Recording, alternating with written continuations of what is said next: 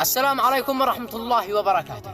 إلى كل شخص سعودي كان يكتب لي تعليقات ويقول اليمن ليسوا عرب واليمن ليسوا مسلمين، ومنهم من كان يقول أكبر كذبة عرفها التاريخ أن اليمن أصل العرب، وأن النبي قال فيهم أهل الإيمان وأهل الحكمة، والإيمان يمان والحكمة يمانية وأرق قلوب آلينا فهده، كلها كذب ونفوا هذا الشيء. طيب اسمعوا ماذا قال هذا الحج السعودي. من فين هم بلده؟ أنت من؟ محمد رسول الله عليه الصلاة والسلام. من مكة؟ لا. من وين هو؟ ما عندك؟ لا والله ما عندي. محمد بن مارب.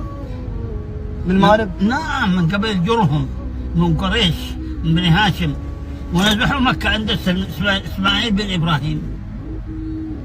سمعت؟ لا والله. محمد يمني، مو هو سعودي. سعودي مسيلمة بس. وعبد الله بن عبي بن سلول في المدينة، هذا سعودي. السعودية لها 300 سنة. إذا أردت المجد انظر مجدنا، هاجمتمونا بالكلام الأسود. اسأل على الركن اليماني في الحرم، واسأل على الحكماء أين تعددوا. من شيد الإسلام يبني دولة، ومن الذي صان النبي من العدو، ومن كسى الكعبة لأول مرة. جرهم من اليمن السعيد فقد بدوا، منهم ذبيح الله كان مزوجا، من نسلهم جاء النبي محمد.